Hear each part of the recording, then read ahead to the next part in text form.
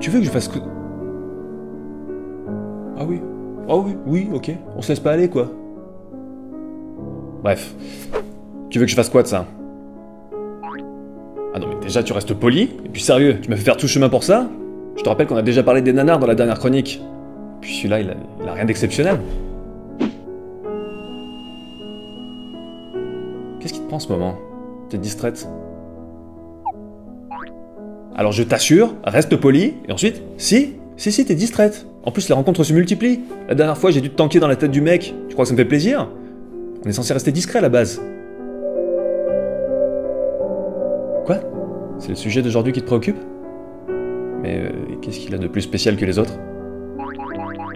Oui, wow! On va le faire, calmos! Tu me dis pas tout, là. Bon, on verra ça plus tard. Non mais sérieux, tu les as appris où, ces mots?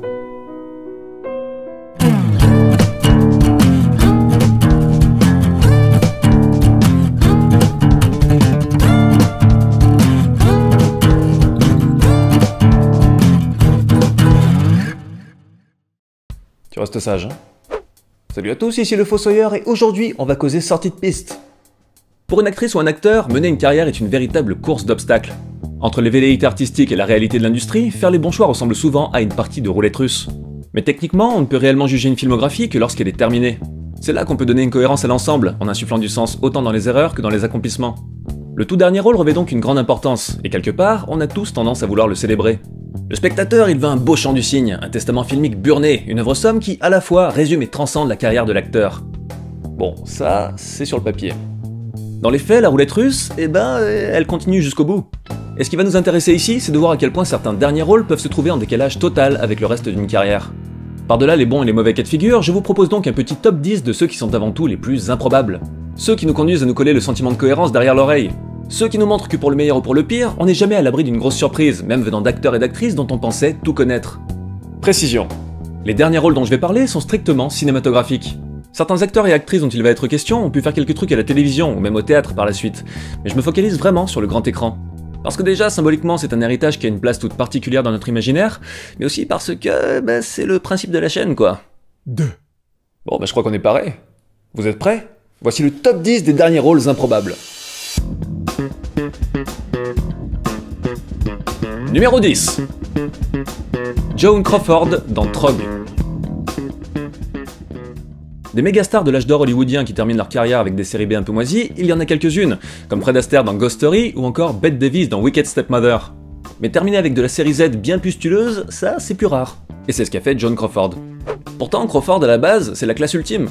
Avec sa beauté glacée et son regard qui te juge encore plus sévèrement qu'un capybara, elle s'est imposée en véritable icône de l'histoire du cinéma. Lauréate de l'Oscar de la meilleure actrice en 1945 pour le roman de Mildred Pierce, élue 10e plus grande star féminine de l'histoire du cinéma américain par l'American Film Institute, détentrice d'une filmographie au bollocks hypertrophié, bref, la classe, je vous dis. Et puis... Trog.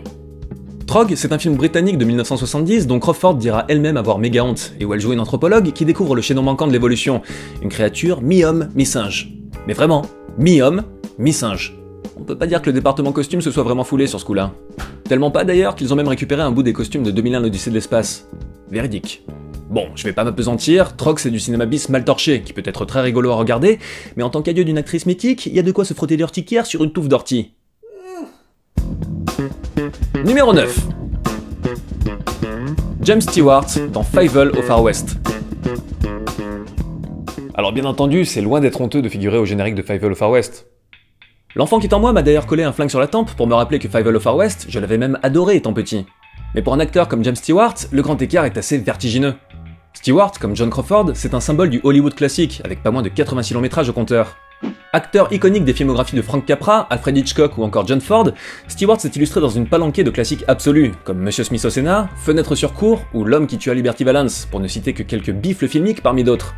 Voguant entre comédie, western et thriller avec un succès qui n'a jamais démenti, Stewart a réussi la prouesse d'avoir une carrière diversifiée et d'éviter de se faire enfermer dans un seul type de rôle, contrairement à beaucoup d'autres acteurs de sa génération, comme son pote Cary Grant. Mais sa filmo a beau être diversifiée, ça n'empêche pas l'observateur attentif de se luxer un sourcil en arrivant à la case Fievel, tellement le délire et la portée du rôle sont différents de tout ce à quoi le bon James a pu toucher. Dans le film, il donne sa voix au personnage du shérif Willie Burp. Voilà, quitte à finir sur un what the fuck, autant lui donner le nom d'un ro. Ciao les caves. Numéro 8. Clark Gable et Marilyn Monroe dans Les Désaxés. Les Désaxés de John Huston racontent la relation entre une divorcée et un vieux cow-boy dans le Nevada des années 60. Et il fait partie de cette classe rare de films cultes dont la gestation est presque plus fascinante encore que l'œuvre elle-même. Concernant notre sujet, l'improbabilité se trouve donc sur plusieurs fronts. Un tournage dantesque plein de drogue et d'alcool, un désastre au box-office, un Clark Gable à la santé de plus en plus inquiétante, une Marilyn Monroe camée qui prend un virage inédit dans sa carrière en laissant de côté son personnage déluré habituel pour aborder des domaines plus sombres et qui, résultat, déteste sa performance, etc., etc. Mais surtout, on a un fait assez incroyable. Les Désaxés est le dernier film de 2 monstres sacrés à la fois, puisque Clark Gable cassera sa pipe quelques jours après la fin du tournage, tandis que Marilyn Monroe fera de même l'année suivante, laissant au passage son tout dernier projet, Something's Got to Give, inachevé. Ironie nécrologique quand tu nous tiens. Bref, pour toutes ces raisons, Les Désaxés ne peut que susciter un bon gros « Attends, quoi ?» dans les carrières de Monroe et Gable. Numéro 7. John Belushi dans Les Voisins. J'aime John Belushi.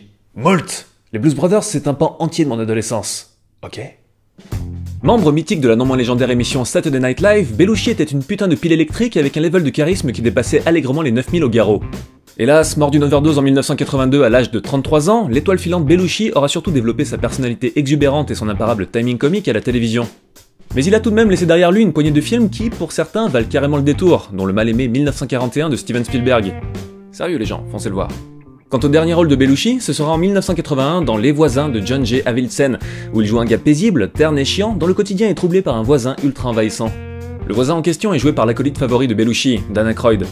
A l'origine, le duo était censé se répartir les rôles de manière classique, à savoir Belushi dans le rôle de l'excentrique et Aykroyd dans celui du plus calme. Mais de manière assez surprenante, ils changèrent d'avis à la dernière minute et firent pression pour échanger les personnages.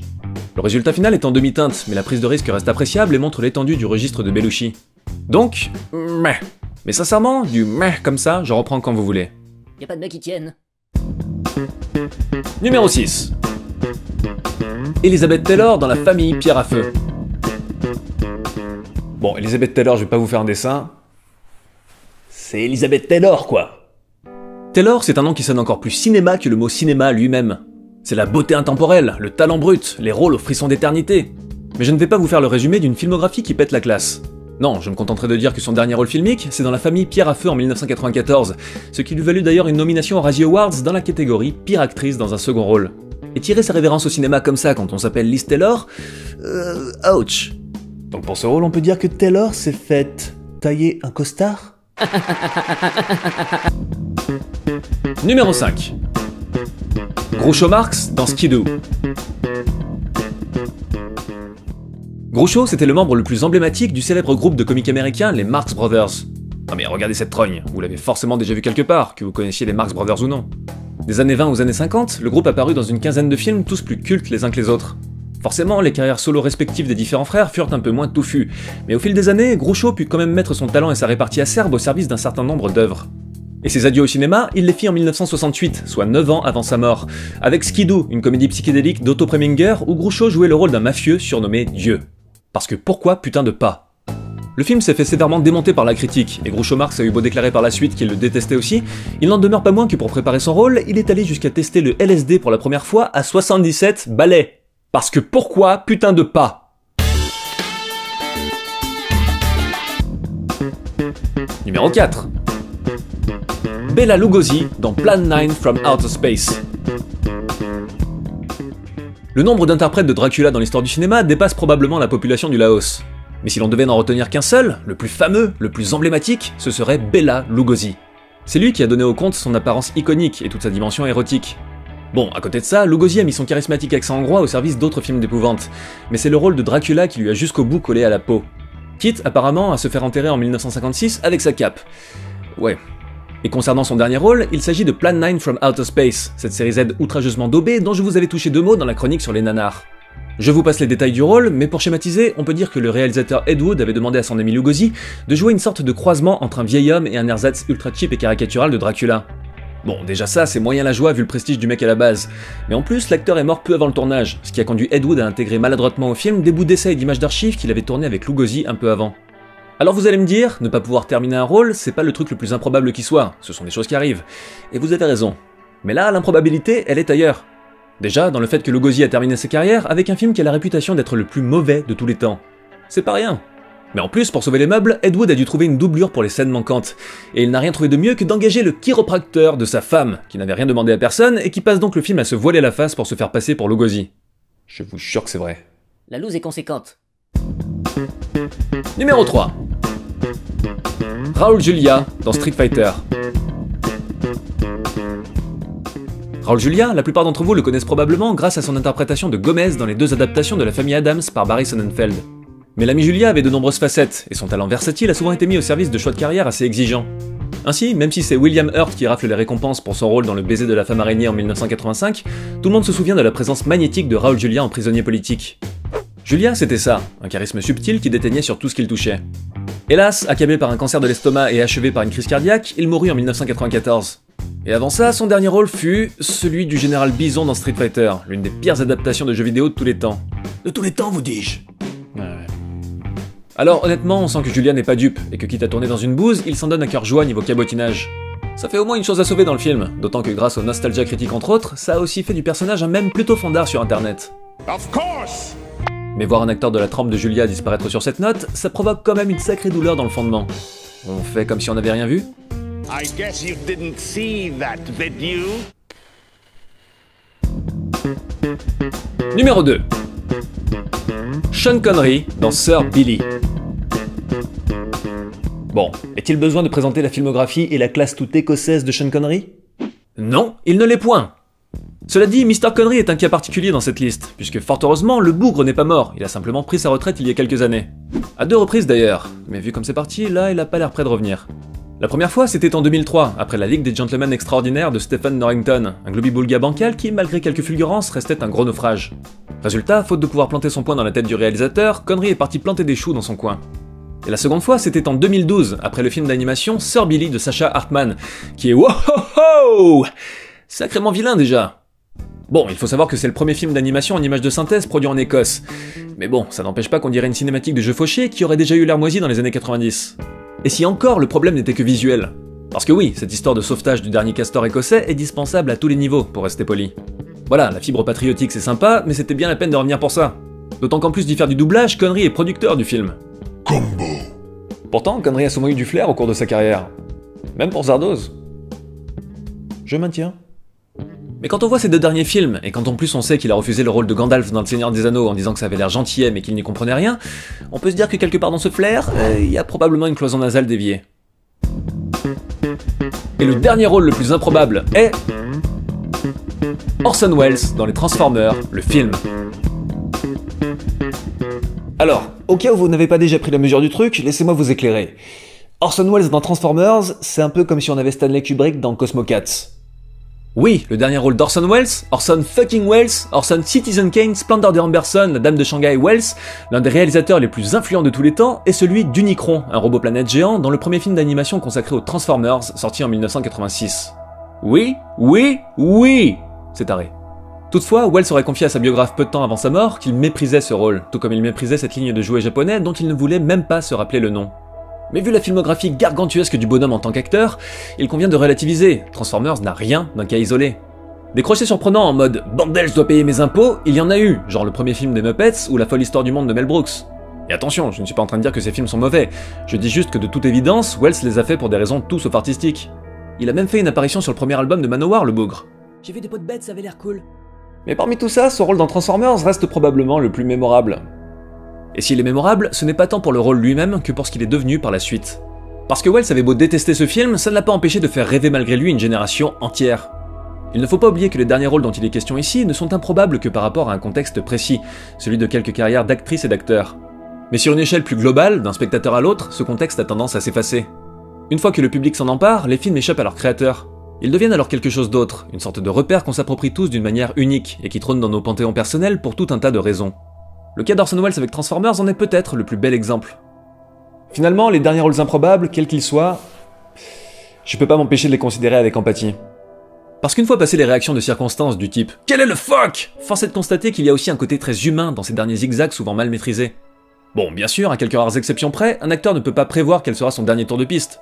Mais peut-être que c'est ça la beauté étrange de ces rôles, qu'ils soient bons ou mauvais, ils nous rappellent que la possibilité de détours inattendus ne disparaît jamais totalement de nos vies. Et que prendre le risque de dérouter, quitte à terminer sur un échec apparent, peut avoir beaucoup plus de panache que de se complaire dans une zone de confort.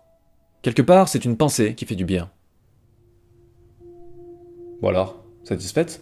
Pourquoi ça te travaille autant ce sujet? Comment ça tu pensais avant? Ah! Cet avant-là. Ok. Ouais, je comprends mieux. Mais moi aussi j'y pense parfois. Mais t'as vu de quoi t'es capable maintenant? Déjà ça là, c'est pas ton dernier rôle. Puis en plus...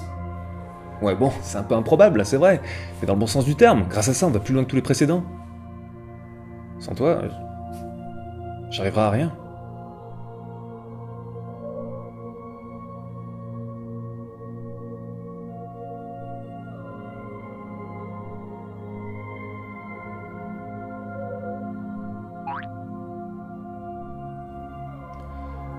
On est reparti.